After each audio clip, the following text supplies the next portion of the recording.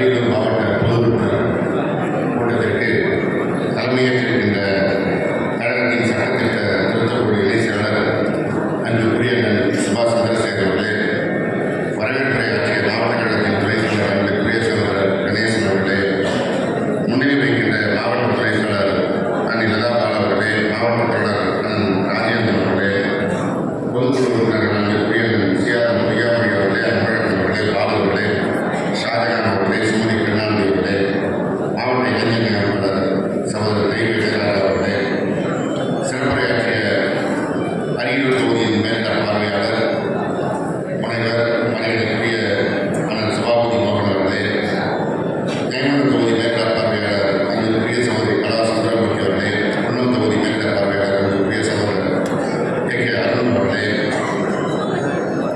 தேவன சட்டப்பேரவை உறுப்பினர் அன்பு சகோதரர் காசோக கண்ணன் அவர்களே, முன்னாள் சட்டப்பேரவை உறுப்பினர் அன்புக்குரிய அமர்மூர்த்தி அவர்களே, ஒன்றிய கழக செயலாளர் அன்புக்குரிய தனசேகர் அவர்களே, கெனடி அவர்களே, நகர செயலாளர் அன்புக்குரிய முருகேசன் அவர்களே, அன்புக்குரிய சகோதரர் கருணாநிதி அவர்களே, அண்ணன் கோபாலகிருஷ்ணன் அவர்களே, அண்ணன் செல்வராஜ் அவர்களே, மணிமாறன் அவர்களே, அன்பழகன் அவர்களே, சோக சக்கரவர்த்தி அவர்களே, ஐந்து முருகன் அவர்களே, அன்பழகன் அவர்களே, கலிபெருமான் அவர்களே, எழில்மாறன் அவர்களே, தனவேல் அவர்களே, அல்போன்ஸ் அவர்களே, திருமணம் ஒன்றிய அன்புக்குரிய சகோதரி சுமதி சோக சக்கரவர்த்தி அவர்களே, அரியலூர் நகரமன்ற தலைவர் அன்புக்குரிய சாந்தி கலைவாணன் அவர்களே, தயாரிப்பாளர் பெருமாள் தலைவர் மலர்கை ரஜினிகுமார் அவர்களே, நடராஜன் பெருமாள் தலைவர் மார்கரெட் அல்போன்ஸ் அவர்களே, மாவட்ட மாணவரணி அமைப்பாளர் ராமராஜன் உள்ளிட்ட அணிகளின் அமைப்பாளர்களை நன்றியுரை ஆற்றியிருக்கின்ற மாவட்ட செயலாளர் அன்புக்குரிய சகோதரர் சந்திரசேகர் அவர்களே மற்றும் கலந்து கொண்டிருக்கின்ற கழகத்தின் பல்வேறு நிலை பொறுப்பாளர்களை முன்னோடிகளே போன்ற தலைவரும் அன்பு கலந்த வணக்கத்தை தெரிவித்துக் கொள்கிறேன். இந்த கூட்டத்தின் நோக்கம் நம்முடைய மாநில இளைஞரணி செயலாளர் மாண்பு தமிழ்நாடு துணை முதலமைச்சர் மரியாதைக்குரிய உதயநிதி ஸ்டாலின் அவருடைய பிறந்தநாளை நாளை மறுநாள் நடைபெற இருக்கிறது. அன்றைக்கு எல்லா கிளைகளிலும் கழகத்தை ஏற்றி பொதுமக்களுக்கு நலத்திட்ட உதவிகளை வழங்குகின்ற பணியை நாம் செய்திட வேண்டும் என்று அன்போடு கேட்டுக்கொண்ட இந்த கூட்டத்தை கூட்டியிருக்கிறோம். அடுத்து வாக்காளர் சேர்ப்பு முகாமில் பிஎல்ஏக்களுக்கு சிறப்பாக பணியாற்றி அதனை மேல்நல பார்வையாளர்கள் மற்றும் நம்முடைய கழக முன்னோடிகளை பார்வையிட்டு அந்த பணிகளை சிறப்பாக நடத்தியமைக்கு அவர்களுக்கு எல்லாம் என்னுடைய நன்றியை தெரிவித்துக் கொள்கிறேன். அடுத்து மிக முக்கியமாக மாண்பு தமிழ்நாடு முதலமைச்சர் கழக தலைவர் தளபதி அவர்கள் நம்முடைய மாவட்டத்திற்கு வருகின்ற பொழுது ஒரு மிக சிறப்பான வரவேற்பை அளிப்பதற்கு உறுதுணையாக இருந்தவர்களுக்கு எல்லாம் இந்த நேரத்தில் நிஜான நன்றியை தெரிவித்துக் தளபதி அவர்கள் ஜெயமண்டம் வருகிறேன் என்று சொன்னபொழுதே ஜெயமண்டத்தில் வருகிறேன் என்று சொன்னபொழுது எங்களுக்கு முதலில் யோசனையாக இருந்தது. ஜெயமண்டத்தில் எங்கே தருவது, எப்படி தருவது, அந்த விருந்தினர் மாளிகை எல்லாம் பழையதாக இருக்கிறது. ஆனால் மாண்பு பொதுப்பணித்துறை அமைச்சர் ஏவாவேல் அவர்கள் அதற்கான பொறுப்பேற்று சொல்லிட்டு ஒரே காலத்தில் அந்த பழைய விருந்தினர் நெடுஞ்சிலை துறைக்கு சொந்தமான விருந்தினர் மாளிகையை சீரமைத்து கொடுத்து இதுவரை ஜெயமண்டத்திற்கு இல்லாதவர்களாக முதலமைச்சர் வந்து அங்கே தங்கியிருந்தார் என்ற ஒரு வரலாற்றை என்னுடைய முதலமைச்சர் அதிலும் சிறப்பாக ஒரே வாரத்தில் அங்கே தலைவர் கலைஞருடைய சிலையை அமைப்பதற்கு ஒரு மிகப்பெரிய வாய்ப்பு நமக்கு கிடைத்தது. அந்த இடத்தை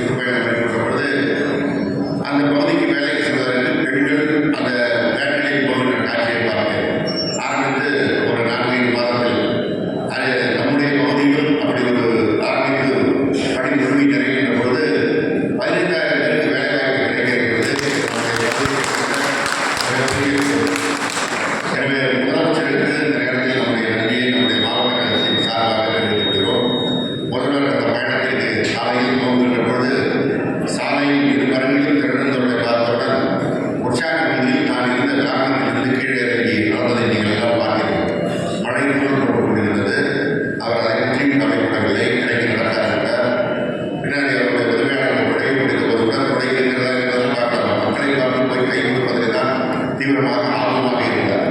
அவர் கூட சொன்னாங்க, பரவாயில்ல பரவாயில்ல அப்படின்ட்டு ஒரு 2 மணி நேரம் தூரம் நடந்தார் என்றால் எந்த அளவிற்கு நம்முடைய மாவட்ட மக்கள் கொடுத்த வரவேற்பு ஒரு எழுச்சிய ஒரு மகிழ்ச்சியை தந்தது என்பதை நாம் நேரடியாக அதேபோல அந்த தலைவர் கலைஞர் சிலை திறப்பு விழா, சிப்காட் திறப்பு விழா முடிந்து வாகனம் சென்ற பொழுது அங்கே அங்கன்வாடியில் இருக்கிற சிறு குழந்தைகளுக்கான ஊட்டச்சத்தை கொண்டு செய்கின்ற அந்த நிகழ்ச்சியை நிகழ்ந்த பொழுது அந்த குழந்தை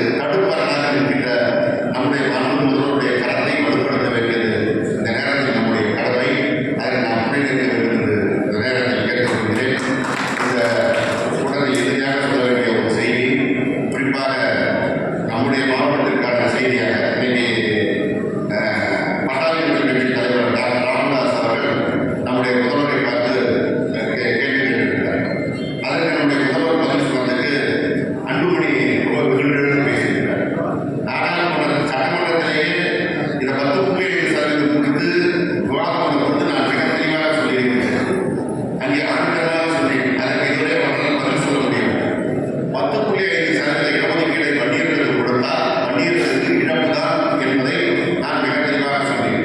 எப்படி இழப்பு என்றால், இங்க இருக்கிற 500 ஆர்ட்ஸ் காலேஜ் இருக்கு. இப்போ வந்து எப்படி 20% இடஒதுக்கீடு இருக்கு. 20% இடஒதுக்கீடுல 100 சீட்டு பிஏ சேர்த்தாங்கன்னா அந்த பிஏ சேர்த்த 100 சீட்ல 20 சீட்டு வன்னியர்களுக்கு கிடைக்குது. இதுவே தெற்கே போனால் 20 சீட்டு எம்பிசி உள்ள இருக்கிற முக்குளத்தூர் சமூகத்தை சேர்ந்தவர்களுக்கு கிடைக்குது. சில இடங்களில் வன்னியர்கள் முக்குளத்தூர் இல்லை கோயம்புத்தூர் பார்த்தோம்னா அங்கே எம்பிசியில் இருக்கிற மற்ற இதர 108 ஜாதி அதற்கு ஒரு கிடைக்குது. இதெல்லாம் திட்டமிட்டு தான் வெவ்வேறு ஜாதிகள் வெவ்வேறு பகுதியில் இருக்கிறது. ஆனால் எல்லோருக்கும் இந்த இடஒதுக்கீடு கிடைக்க வேண்டும் என்று மிகவும் கூர்மையாக சிந்தித்து ஆய்வு செய்துதான் நம்முடைய முதல்வர் கலைஞர் அவர்கள் இந்த 20% இடஒதுக்கீடு கொடுத்தார். அதன் காரணமாக எனக்கு வாய்ப்பு கிடைக்கிறது. இவங்க 10 பேருக்கு கொடுத்தா எனக்கு என்ன கிடைக்கும்? அரியலூர் ஆர்ட்ஸ் காலேஜில் பிஏ படிக்கிறதுக்கு 20 பேர் கிடைக்கிற வாய்ப்பு 10.5 பேருக்கு தான் கிடைக்கும். 100 பேருன்னா 10 பேர் 11 பேர் இந்த இடம் தான் கிடைக்கும். அப்ப வன்னியர்களுக்கு இங்கே அந்த வாய்ப்பு மறுக்கப்படுகிறது. மீதி 9.5 யாருக்கு இருக்கும்? மீதி எம்பிசி இருக்கும். இங்க யாரும் கூடத்தோர் கிடையாது. இந்த மாவட்டத்தில் கடலூர் மாவட்டத்தில் கூடத்தோர் கிடையாது. விழுப்புரம் மாவட்டத்தில் கூடத்தோர் கிடையாது. அப்ப அந்த 9.5% யாருக்கும் பயனில்லாமல் போகக்கூடிய வாய்ப்பு தான் இருக்கும். இதனால தான் தலைவர் கலைஞர் அவர்கள் இப்படி செய்தால் எல்லோருக்குமான வாய்ப்பு, மறந்துபட்ட வாய்ப்பு கிடைக்கும். பிசிஎல் என்ற தொகுப்புல 50 கிடைக்கலன்னு சொல்லி தான் போராட்டம் நடந்தது. அந்த தொகுப்புல தனியாக கொடுக்கும்போது அது முழுமையாக அந்த பகுதிக்கு சென்று செல்வதற்கான திட்டமிட்ட பணியை செய்தார். இப்போ ரேஷன் கடைக்கு இப்படி வந்தது. ஏற்கனவே கிராம வேளாண் இன்டர்வியூ நடந்தது. ரேஷன் கடைக்கு 50 பேர் இன்டர்வியூ நடந்தா அது 20% இடஒதுக்கீடுனா 10 பேருக்கு வன்னியர் சமூகத்தை சேர்ந்தவர்கள் கிடைக்கும். ஏன்னா இங்கே வந்து கூடத்துறையாக கிடையாது. வன்னியர்கள் மாதம் அது 20% முழுமையாக பயன்படும். அந்த 10 இடம் கிடைக்கும். 10.5 கொடுத்தா என்ன கிடைக்கும்? 5 இடம் தான் கிடைக்கும். 5 இடம் பூர்த்தி பண்ண ஆளுங்க. பல நேரங்களில் பல இடங்களில் இது கூட வேகன்சி வந்து ஃபில் பண்ண முடியாமல் அது வந்து நிற்கும். தொடர்ந்து பேக்லாக் மாட்டாங்க. அது அடுத்த முறை திருப்பி அறிவிப்பாங்க. நிறைய இடத்துல எஸ்சிஎஸ்டி வந்து ஃபில் பண்ணாமல் வகையாக வச்சு பேக்லாக் வச்சு இப்பொழுது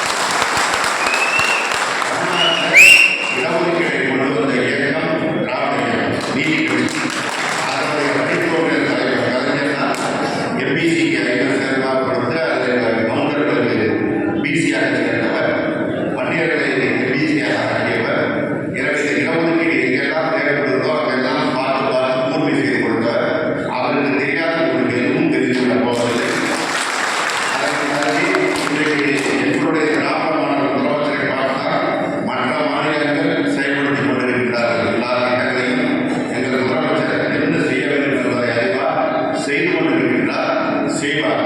எனவே அவரை தலைமுறையாக விமர்சனம் செய்வது என்பதை டாக்டர் ராமதாஸ் நிறுத்திக் கொள்ள வேண்டும். டாக்டர் அன்புமணி அவர்களும் முதல்வர் யார், அவருடைய தரம் என்பதை உணர்ந்து பேச வேண்டும். முதல்வரை பார்த்து மன்னிப்பு கேட்க சொல்கிறார். யாரை பார்த்து மன்னிப்பு கேட்கிறது? மோடி இந்தியாவை ஆக்கிக் கொண்டிருக்கின்ற மோடி, இந்தியாவை ஆக்கிக் கொண்டிருக்கிற அமித்ஷா அந்த கூட்டத்தை எதிர்த்து கேட்கின்ற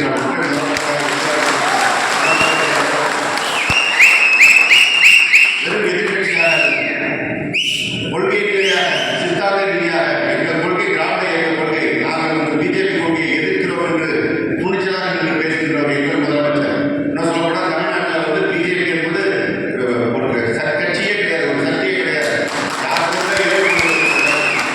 ஆனால் அதை வைத்துக் கொண்டு மிரட்டுவது ஆகாது என்று பார்க்கின்ற அவர்களுக்கே எச்சரிக்கை கொடுக்கின்ற இயக்கம் இந்த திராவிட முன்னேற்ற கழகம். இன்றைக்கு நேரத்தில் எந்த காலத்திலெல்லாம் அடக்குமுறை ஒடுக்குமுறை வருகிறதோ, ஒன்றிய அரசு அதிகாரத்தை கையில் வைத்து நடக்கிறதோ, அத்தனை காலத்திலும் அவர்களை எதிர்கொண்டு அவர்களுக்கு பதில் கூறிய இயக்கம் மக்களிடத்தில் சென்ற இயக்கம், வென்ற இயக்கம், தொடர்ந்து வென்று கொண்டிருக்கின்ற இயக்கம் திராவிட முன்னேற்ற கழகம். திராவிட முன்னேற்ற கழகத்தை எச்சரிக்கின்ற வேலைகள் எல்லாம் நீங்கள் வைத்துக் கொள்ள வேண்டாம் என்று அவர்களுக்கு